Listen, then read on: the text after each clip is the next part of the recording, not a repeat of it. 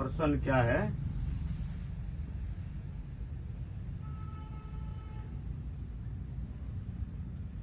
ऋषि क्या होता है, कौन होता है, कैसे होता है, कब होता है? ऋषि इस संसार में सबसे श्रेष्ठ, सबसे पहले ज्ञान के प्रतीक हैं, पूजनीय है। सृष्टि के आदि में जो वेद लिखे गए हैं या जो योग विद्या दी है वह ऋषियां ने दी है, जिन्होंने उस रचयिता को खोजा, उस परमात्मा को खोजा, उसकी रचना, शरीर, संसार और रसायन, जो नाम का रसायन, ओम नाम का रसायन, राम नाम का रसायन जिन्होंने खोजा, उन लोगों को ऋषि कहते हैं।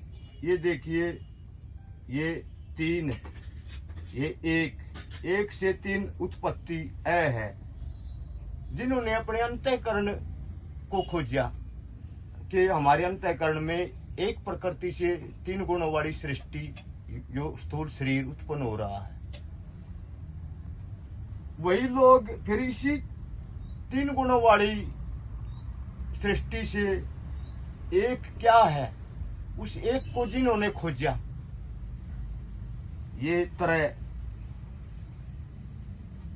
ये जय जीव, ऋषियों ने जीव आत्मा की खोज की थी।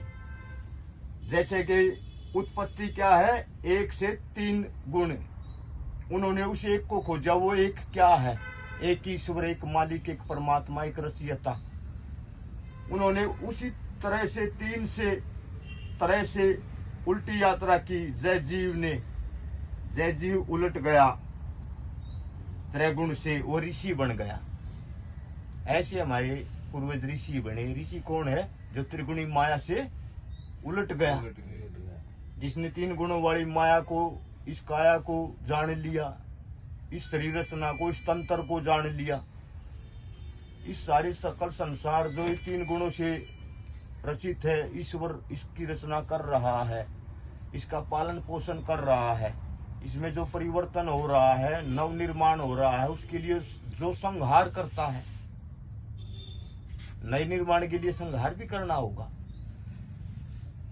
उन तीनों को जिसने जाना, रसायन, रचना, रचयिता, वो ऋषि बनी। वो हमारे पूर्वज ऋषि बनी। इस चीज को हमने समझना है, सीखना है। यही ज्ञान का आधार है। इन्हीं से संसार में ज्ञान फैला है। इन्होंने ही फिर गुरु। अगर हम देखें, संसार में सबसे पहली पुस्तक क्या है?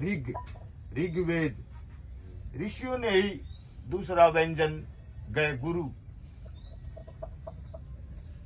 गुरु मर्यादा, गुरु परंपरा निर्धारित की कि गुरु क्या चीज है। पहले गुरु को समझना चाहिए हमने।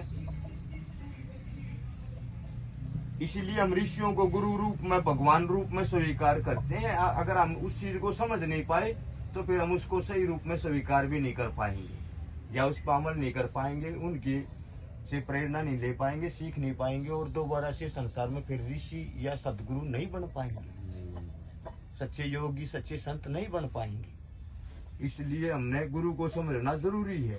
गुरु क्या चीज है? गुरु, गु जमा रू। देखिए, गु और रू के बीच में योग हुआ है। गु का अर्थ है अज्ञान, रू का अर्थ है ज्ञान, गु का अर्थ है असत और रू का अर्थ है सत। और इन दोनों के बीच में योग हुआ।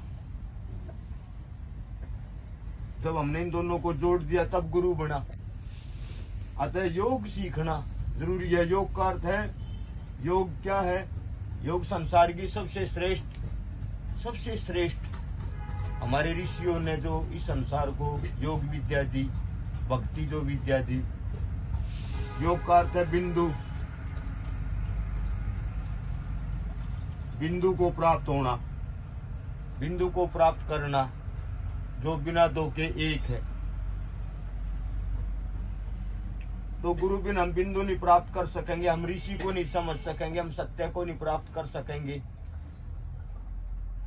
इसलिए वही गुरु सतगुरु है जो हमें एक सत्य की प्राप्ति कराए, एक परमात्मा की प्राप्ति कराए, एक अंतर्यामी जो सबके अंतर में विराजमान है, जो कण कण में रहने वाला सत्य ईश्वर है, सदा ही रहता है। वर्तमान परमात्मा की हमें जो प्राप्ति कराए, सत्य से जो हमें मिलवाई, वही सतगुरु है।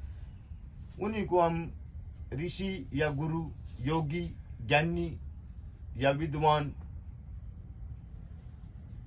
जो हमें विद्या सिखाएं, जो सरल स्पष्ट करके हमें सत्य की प्राप्ति कराएं, वही लोग ऋषि हैं, वही ज्ञानी है, वही सदगुरु है, वही योगी है, वही शिव के समान है, वही राम और श्याम के समान है।